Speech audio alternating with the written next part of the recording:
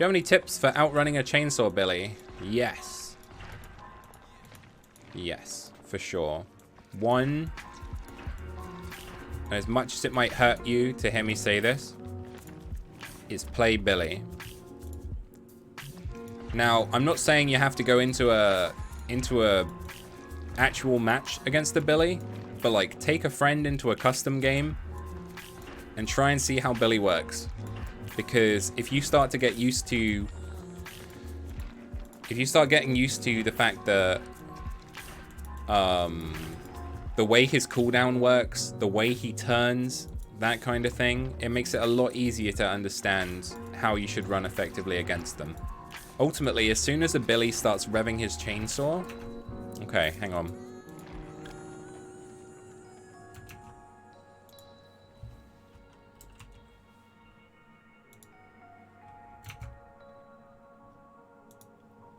Okay.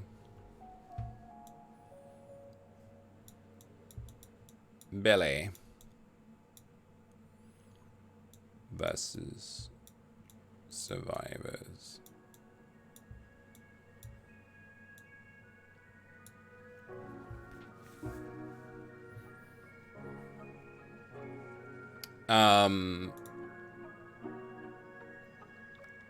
Ultimately, what a Billy is trying to do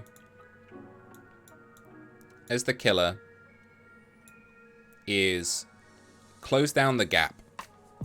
Okay, so let's say a survivor's here and they're out in the open. The killer might start revving his chainsaw. At this point, kind of like what we were talking about with Huntress, they might be running in a straight line. He might rev his chainsaw. The survivor starts going, oh! Like this, because they're like, shit, that Billy is getting close. Okay? Now, all the while, whilst that is happening, if he's revving his chainsaw and walking towards you and you're doing this, you're just cutting down the distance in terms of how far he has to travel to hit you. And once your hitboxes are next to each other, you're screwed, okay? Against the Billy. Because having a hitbox on top of his, basically your collision detection is so close that he's probably going to down you. So the best thing for you to do is one, create space. Okay, that can be done in a multitude of different ways. But realistically, if we're talking about, let's say we've got one of these car setups that we had on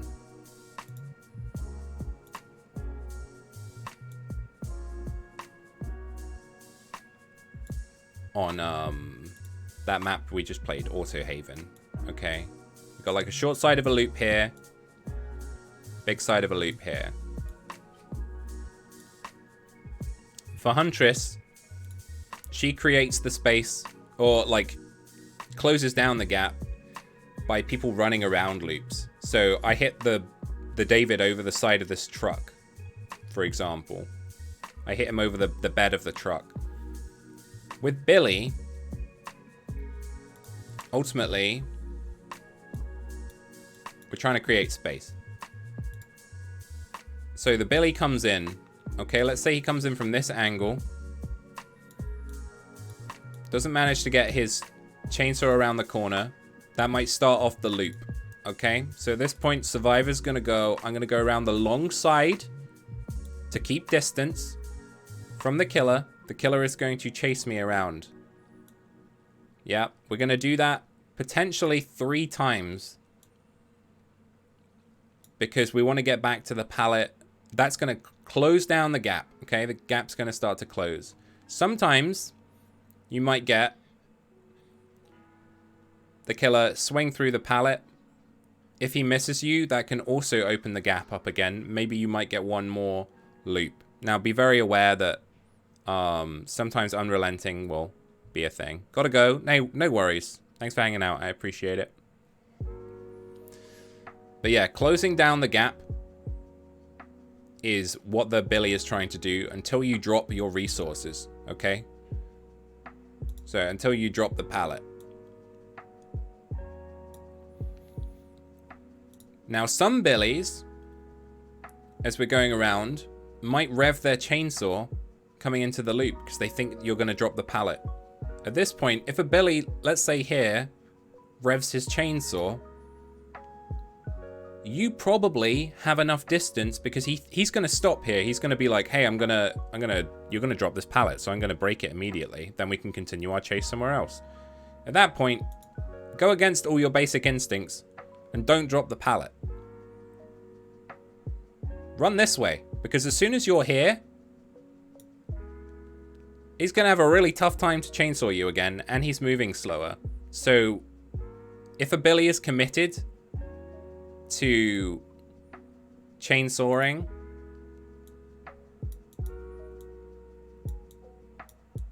don't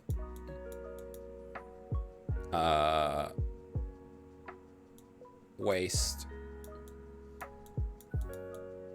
resources.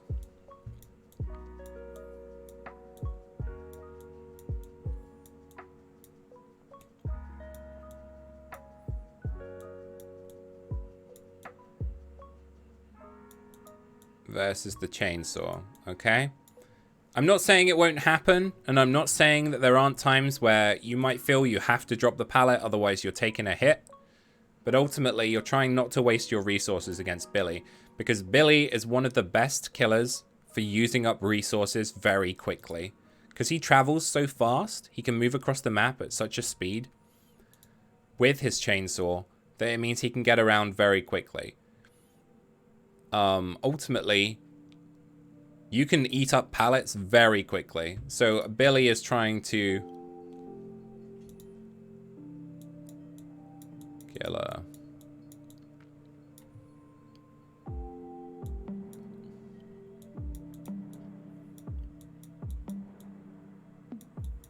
Eat pallets.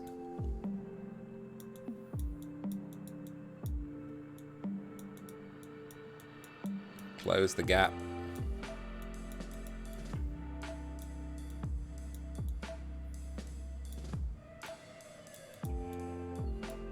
Pressure gens.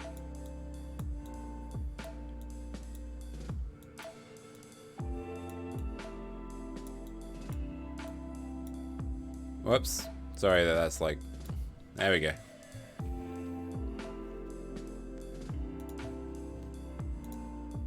So the killer's objectives as Billy is to smash through your pallets, eat your resources as fast as possible, because he can do that. If he can do that fast enough, he can outrun or like outbeat the generator repair. That's what he's trying to do. He's trying to get rid of those 12 pallets or so before you finished all the gens. Now that doesn't mean that the killer might leave. He might enter a chase with the survivor, eats the pallet, goes to the next place, eats the pallet. At that point goes off, pressures a gen, eats a pallet over here around that generator, eats another pallet, goes to another gen, pressures, eats pallet. Okay, so the Billy is just a hungry pallet fiend in that regard. So what we're trying to do, create space, don't waste resources versus the chainsaw. If you don't have to, try and go around the pallets as best you can, and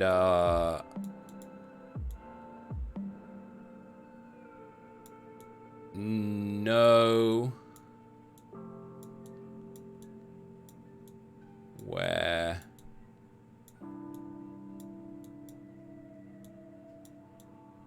safe pallets are.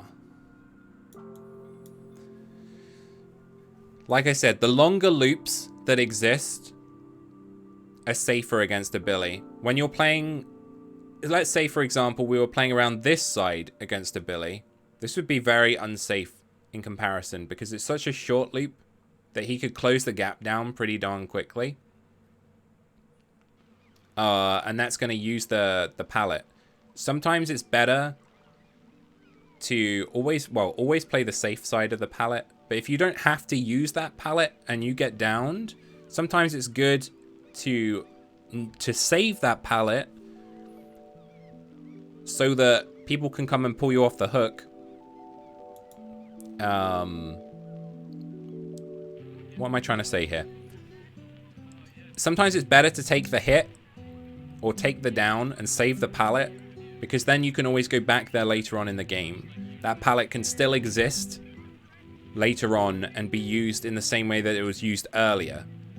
So running this kill around this pallet for X amount of times is great. It might waste a minute of the killer's time, or let's say 2 minutes, right? That's almost a gen. Almost a gen has been popped. Potentially 3 gens have been popped at that point. But if you can come back later on after you've been hooked,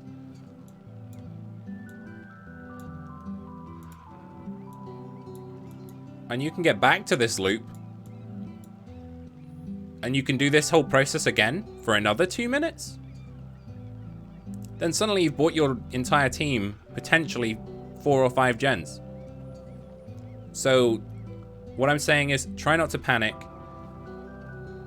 Don't drop the safe pallets if you don't have to. Here we go. Survivors. So 4 would be, don't panic. And the best way to not panic is by going and trying out Billy. Okay? Get used to understanding how he works. Okay?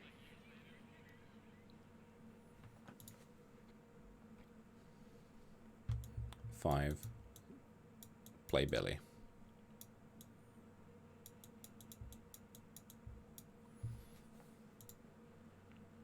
Absolutely, go get used to how he works.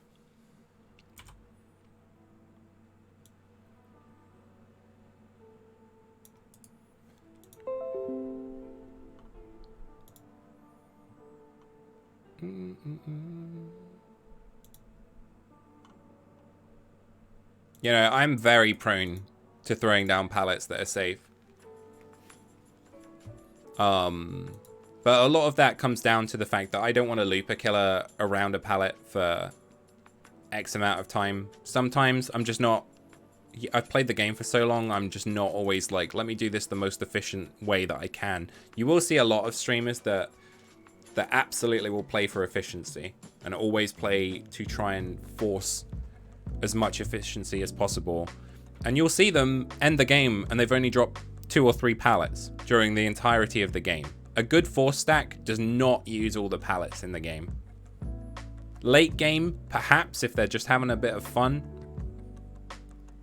But a good force stack does not need to use every pallet that exists on the map.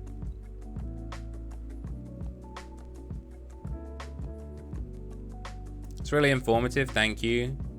I do exactly what you said, don't do. I just run when I should try and loop him. Yeah, you need to buy time. You need to buy time. Billy is really good at punishing people that don't understand where they're running to, which is why I'm saying create space and know where the safe pallets are. He will hard punish you for not knowing the map, like for not knowing where you are on the map. That's most of the times you go down.